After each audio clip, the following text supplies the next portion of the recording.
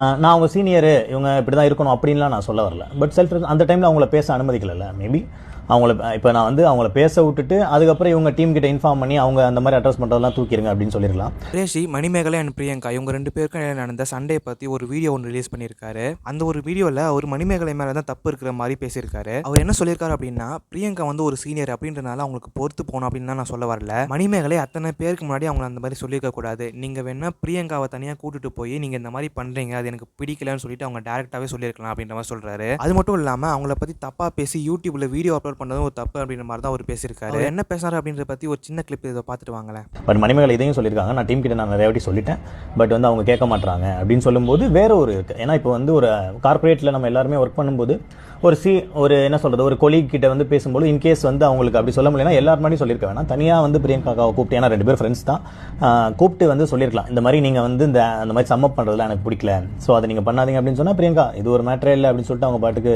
பண்ணியிருப்பாங்களோ என்னவோ எனக்கு தெரியல. அது மேபி அவங்க மணிமேகலை சைட்லேருந்து பண்ணியிருக்கலாம் அப்படின்னு தோணுது.